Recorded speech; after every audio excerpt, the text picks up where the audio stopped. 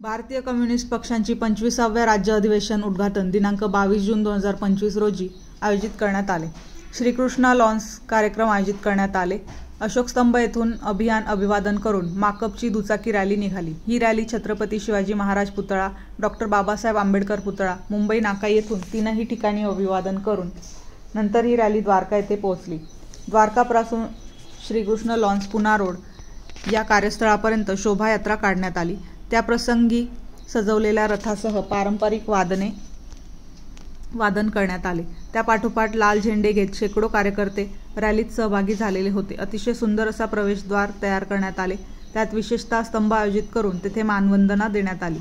यावेळी विशेषतः माधव खुडे, ॲडव्होकेट सुभाष लांडे, राजू देसले, स्मिता पानसरे, पद्मा पाशा, डॉ. भालचंद्र कांगो, तुकाराम भस्मे, राजन क्षीरसागर, शिवकुमार गणवीर, सुकुमार दामले, प्रकाश रेड्डी, ताला शेख आदी मान्यवर मोठ्या संख्येने उपस्थित होते. या प्रसंगी भारतीय कम्युनिस्ट पक्षाच्या राष्ट्रीय सचिव अमरजीत कौर यांनी या ठिकाणी आपल्या भाषणात अनेक प्रकारचे उल्लेख करण्यात आले. त्यात विशेषतः दुसऱ्या जागतिक युद्धाच्या वेळेला जशी परिस्थिती जगात होती तशाच परिस्थितीचे निर्माण आज झाले आहे, ज्यावेळी मातब्बर देशांनी भांडवलदारांनीही पोचली आहे, त्याचप्रमाणे भाजप सरकार भांडवलशाहीला पोचण्याचे काम करत आहे. त्यामुळे संभाव्य धोक्यातून देशाच्या बाहेर काढण्याची काम करायची जबाबदारी पुन्हा कम्युनिस्ट विचारसरणीवर आल्याचे प्रतिपादन या ठिकाणी करण्यात आले. हा विपरीत परिणाम टाळण्यासाठी आता पुन्हा आपल्याला लाल बावट्यासह संघर्षाची तयारी करावी लागेल, असे आवाहन या ठिकाणी त्यांच्या भाषणातून करण्यात आले. या प्रसंगी सुभाष लांडे यांनी जनसुरक्षा विधेयकाला विरोध करण्यासाठी विरोधी पक्षासह विधानसभेच्या आगामी अधिवेशनावर मोर्चा काढणार असल्याची माहिती दिली. त्याचप्रमाणे सायंकाळी 6 वाजता राष्ट्रीय बार काउन्सिल सदस्य ॲडव्होकेट जयंत जायभावे यांनी संविधान साक्षरता देशातील लोकशाही टिकून राहण्यासाठी किती महत्त्वाची आहे यावर प्रकाशझोत टाकला. अध्यक्षस्थानी माननीय श्री सावंत यांनी या विचारसरणीच्या बाबतीत महत्त्वाची भूमिका असल्याची माहिती या ठिकाणी देण्यात आली. मोठ्या संख्येने याप्रसंगी सर्व कॉम्रेड उपस्थित होते.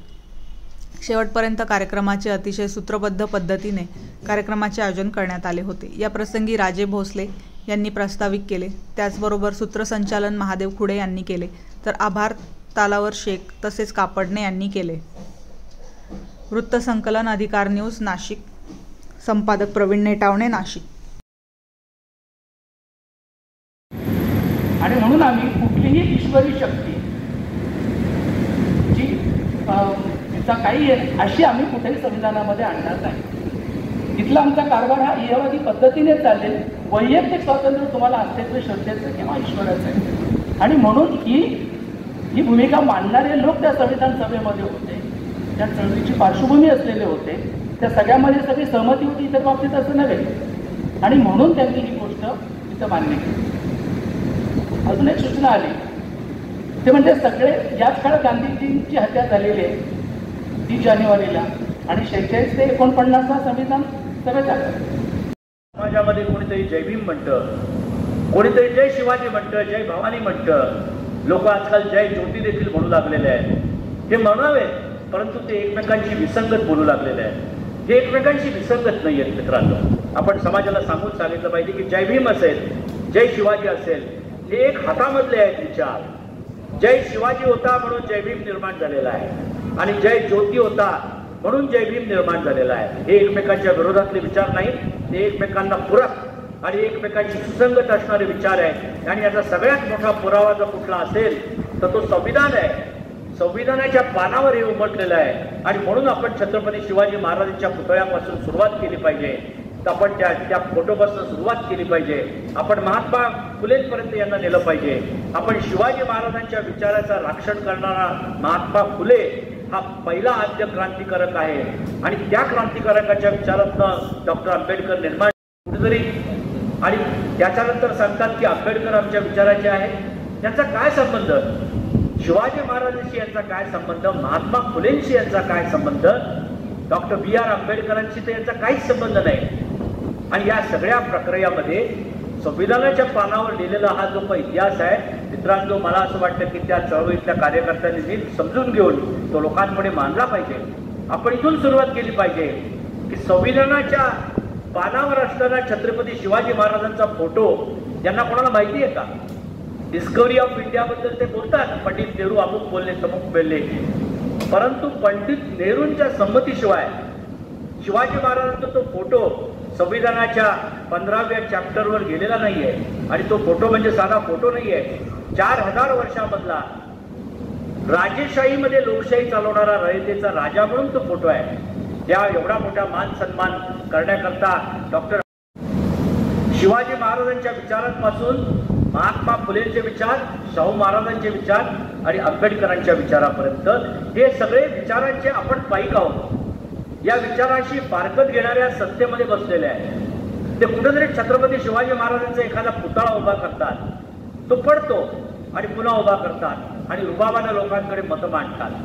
ते मतं मागताना आपण त्यांना सांगितलं पाहिजे की महात्मा फुलेंच्या या सगळ्या कामाला तुम्ही काय विरोध केलेला आहे. शिवाजी महाराजांचा पहिला पुतळा पुण्यामध्ये उभं राहू नये म्हणून हे जे काही आजचे सगळे आहेत, या सगळ्यांच्या बापजाद्यांनी काय काय केलेलं आहे, किती त्रास दिलेला आहे, काय तकलीफ केलेली आहे. इंग्रजांच्या खंबीर पाठिंब्यानं पुण्यात पुतळा करता नाही आला म्हणून मुंबईवरून रेल्वेनं तो पुतळा बनवून पुण्याला पाठवावा लागलेला आहे. पुतळा ज्या दिवशी बसवायचा त्या दिवशी मधल्या सगळ्या ब्रह्मवृंदानं पुणे बंद करून इंग्रजांचे एक IAS ऑफिसर होते अशी टीका करतात. PN राव नावाच्या माणसानं हे सगळं केलंय.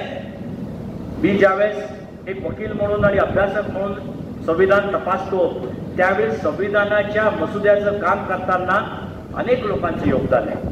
PN राव नावाचा जो काही कायदेशीर सल्लागार होता संविधान सभेचा, त्याचं फार मोठं योगदान आहे. जवाहरलाल नेहरूंचं योगदान आहे, डॉक्टर राजेंद्र प्रसादांचं योगदान आहे. हे सगळं जरी योगदान असेल तरी डेमोक्रेसी म्हणजे काय, मेजॉरिटी म्हणजे काय, मायनॉरिटी म्हणजे काय, आणि त्याच्याही पलीकडे आजच्या भारतीय समाजामध्ये समता, स्वातंत्र्य आणि न्याय आर्थिक आणि सामाजिक दृष्ट्या कसं राबवलं पाहिजे याचा खरा विचार आणि त्या विचाराचं खरं इंजेक्शन या संविधानाच्या दशकाला जर कोणी दिलं असेल तर ते एकमेव डॉक्टर BR आंबेडकरांनी दिलेलं आहे. हे आपल्याला विसरून चालता येणार नाही मित्रांनो. आणि त्यामुळे हा जी काही सगळी घडामोड त्याचा पेशवाईमध्ये झाला त्याचा परिणाम म्हणजे रायगडावर असणारी शिवाजी महाराजांची जी काही समाधी आहे तिथे जंगल तयार झालं. ते जंगल कोणी दूर केलं? त्या समाधीवर जाऊन शिवाजी महाराजांची जी समाधी आहे या शिवाजी महाराजांच्या समाधीला या महाराष्ट्राची खरी समाधी मानलं पाहिजे. या ठिकाणी खरा शिवजयंती उत्सव साजरा केला पाहिजे आणि शिवाजी महाराजांचा विचार लोकांना सांगितला पाहिजे. हे फक्त आणि फक्त महात्मा फुलेंनी केलेलं आहे आणि तो शिवाजी महाराजांचा विचार त्यांनी टिकून दिला. त्यांनी 1000 पानांचा पोवाडा लिहिला, ते आपल्या सगळ्यांना माहिती आहे. हा शिवाजी महाराजांचा विचार जो महात्मा फुलेंनी घेतला, तिथून पुढे हे 2 राजे उभे राहिले, शाहू महाराज उभे राहिले, सयाजीराव गायकवाड उभे राहिले आणि या सगळ्यांच्या अथक प्रयत्नातनं डॉक्टर BR आंबेडकर नावाचा एक घटनाकार निर्माण झाला. त्या घटनाकारांनी शिवाजी महाराजांपासून महात्मा फुलेपासून शिवाजी महाराजांना स्थान आहे हा सगळा प्रवास आणि हा इतिहास लोकांसमोर मांडला पाहिजे, लोकांना सांगितलं पाहिजे, आपण त्याचा अभ्यास केला पाहिजे. इतिहासाचं मोडतोड करण्याचे दिवस आलेले आहेत. आपणही कधी कधी इतिहासाबद्दल फक्त चर्चा करतो, परंतु विंदा करंदीकर नावाचा अतिशय महाराष्ट्रातला मोठा कवी असं म्हणतो की इतिहासाचं अवजड ओझं डोक्यावर घेऊन ना नाचा, इतिहासाचं अवजड ओझं डोक्यावर घेऊन ना नाचा, करा पदस्थल त्याचे आणि चढून त्यावर भविष्य वाचा. देशाच्या या सगळ्या उत्तुंग अशा इतिहासाचा आपण सगळ्यांनी अभ्यास केला पाहिजे, आपण सगळ्यांनी त्याचं परीक्षण केलं पाहिजे आणि तो इतिहास लोकांसमोर नीट समजून सांगून उद्याचा उत्तुंग असा चांगला दोन्ही राजे शूद्रांच्या रक्षणाकरता आणि त्यांच्या पाठीराख्याकरता सबंध सामाजिक चळवळीमध्ये उभे राहिले आहेत आणि तो इतिहास देखील आपण अभिमानानं सांगितला पाहिजे. डॉक्टर आंबेडकरांना पहिली स्कॉलरशिप देणारे सयाजीराव गायकवाड होते, हा काही कोणी नाकारू शकत नाही.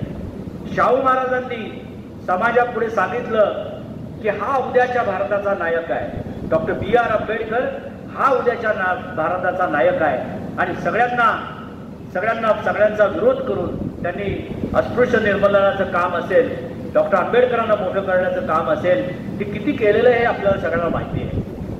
या सगळ्यांचे जर विचार महात्मा फुलेंपाशी जातात तर महात्मा फुलेंनी शिवाजी महाराजांचे विचार किती घेतलेले आहेत हे चळवळीतल्या कार्यकर्त्यांना काही माहीत नाही का? या देशामधल्या शिवाजी महाराजांच्या शिवकालखंडानंतर आलेल्या पेशवाईमध्ये शिवाजी महाराजांचा कोणता इतिहास अभिमानाचा वाटला पाहिजे तो त्यांनी लिहून ठेवलेला आहे. सगळ्यात पहिले महात्मा ज्योतिबा फुले ज्यांनी समतेचा विचार या महाराष्ट्राच्या मराठी मातीमध्ये सांगितला, रुजवला आणि लिहिला.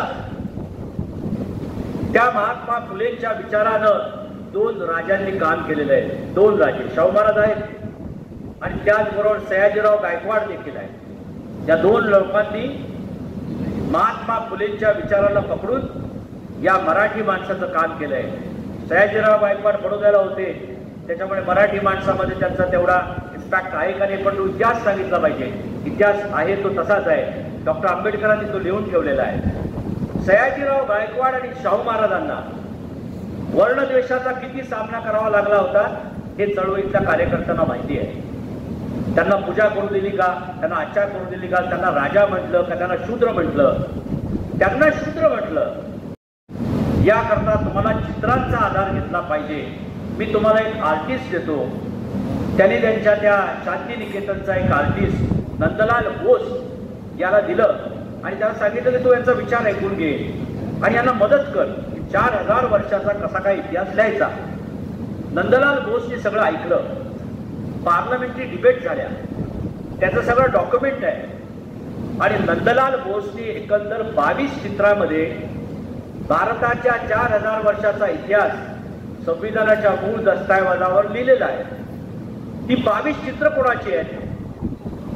कार्यकर्त्यांनी ती पाहिली पाहिजे. ती 22 चित्र आहेत, ती कार्यकर्त्यांना माहिती आहेत का? ती माहिती करून घेतली पाहिजे. त्या चित्रामध्ये एक फार मोठं या देशाचं सगळे जे काही ऐतिहासिक पार्श्वभूमी दडलेली आहे. महाराष्ट्रापुरता बोलायचं झाला लोकांसमोर आणि समाजापुढे मांडण्याची गरज आहे आणि त्याकरता संविधान समजून घेण्याची गरज आहे. यामधला सामाजिक विचार देखील अतिशय महत्वाचा आहे. आपल्या लोकांना माहिती असेल संविधान तयार झालं आणि संविधान तयार झाल्यानंतर या देशाच्या 4000 वर्षाचा जो काही आपला इतिहास आहे, आपली थोर परंपरा आहे, ती या संविधानामध्ये कुठेतरी उमटली पाहिजे असा विचार त्या संविधान सभेमधल्या एका कमिटीने केला. ज्या कमिटीला संविधानाच्या हेरिटेज कमिटीचं नाव होतं.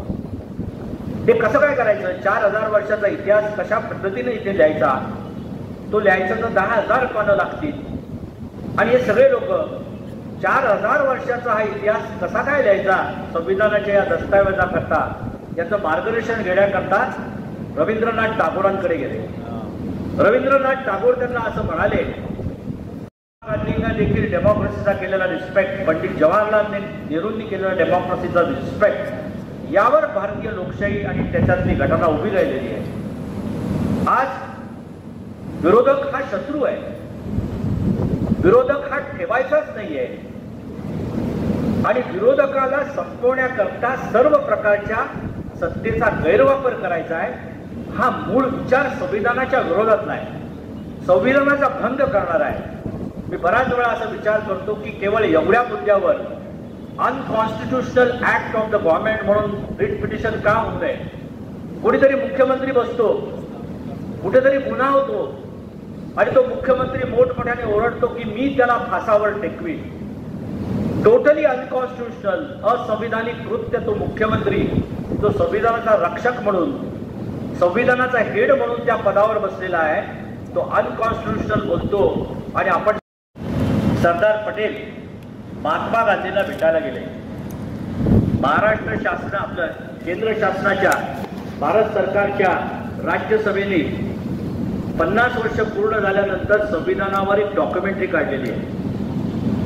श्याम बेनेगलने ती डॉक्युमेंटरी बनवलेली आपण सगळ्या कार्यकर्त्यांनी बघितलेली असेल, नसेल तर जरूर बघावी. त्या डॉक्युमेंटरीमध्ये हा प्रसंग दाखवलेला आहे. 14 मंत्र्यांची यादी देऊन जवाहरलाल नेहरू आणि सरदार पटेल ज्यावेळेस महात्मा गांधींकडे गेले तेव्हा महात्मा गांधी चरखा दिसत होते. त्यांना काय इंटरेस्ट नाही. त्यांनी सांगितलं बापू 14 मिनिस्टर. बापू थांबले आणि त्यांना मिळाले की जवाहरलाल विरोधातले किती लोक घेतले. जवाहरलाल थांबले, ते म्हणाले विरोधातलं काय, आपलं सरकार आहे, आपली मेजॉरिटी आहे. विरोधातल्या लोकांना मंत्री करायचं काय कारण आहे? बापू हसले. भारतीय कम्युनिस्ट पक्षाचं 25वं महाराष्ट्र राज्य अधिवेशन नाशिक नगरीत आजपासून सुरू झालेलं आहे. 22, 23, 24 जून हे 3 दिवस हे अधिवेशन चालणार आहे. दर 3 वर्षांनी राज्यव्यापी अधिवेशन होत असतं आणि ह्या सर्व राज्यांची अधिवेशनं झाल्यानंतर राष्ट्रीय महाधिवेशन सप्टेंबरमध्ये पंजाबमध्ये चंडीगडला होणार आहे. म्हणून राष्ट्रीय महाधिवेशनापासून ते राज्य अधिवेशनापर्यंत आणि राज्य अधिवेशनापासून ते खाली अगदी जिल्हा आणि तालुका लेवलपर्यंत होणाऱ्या या दर 3 वर्षांनी होणाऱ्या या अधिवेशनाचं पक्ष जीवनामध्ये पक्ष कार्यकारी पद्धतीमध्ये अत्यंत महत्त्वाचं असं स्थान असतं. कारण की गेल्या 3 वर्षात आपण काय भूमिका घेतली राजकीय, आपली राजकीय भूमिका बरोबर होती का चूक होती, याचा आढावा हे राज्यभरातून आलेले प्रतिनिधी चर्चा करत असतात. हे प्रतिनिधी म्हणजे मोठ्या संख्येने बोलवलं जातात असं नाही. मुद्दामूनच प्रत्येक जिल्ह्याची अधिवेशनं घेऊन त्यांच्या सभासद संख्येप्रमाणे हे प्रतिनिधी इथं निवडून आलेले असतात आणि हे प्रतिनिधी मग गेल्या 3 वर्षातील राजकीय भूमिकेच्या बद्दल चर्चा करतात आणि आत्मटीका करतात आणि आगामी 3 वर्षात आपली राजकीय भूमिका काय असावी. धर्माच्या नावानं राजकारण करणारं सरकारच्या या काळात गेल्या 10-11 वर्षाच्या काळात समाजातील सर्व घटकांचे प्रश्न तीव्र झालेले आहेत.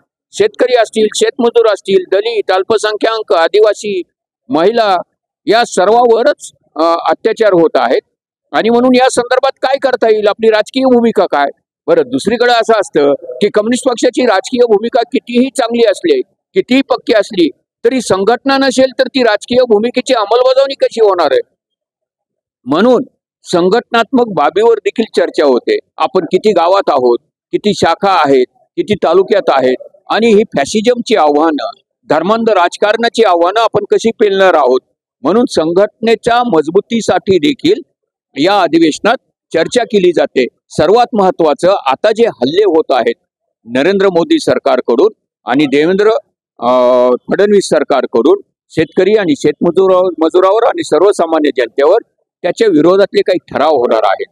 लेबर कोड तयार झालेत, कामगार कायदे रद्द करण्यात आलेले आहेत, शेतीमालाला भाव मिळेल असं झालेलं आहे. पुलवामामध्ये नेमकं काय झालं, दहशतवाद्यांनी हल्ला केला म्हणजे जिथं चिटपाखरूही घुसू शकत नाही तिथं असं कसं होऊ शकतं. पहलगाम असेल किंवा पुलवामा असेल, तर हे सगळे प्रश्न चर्चेचे आहेत.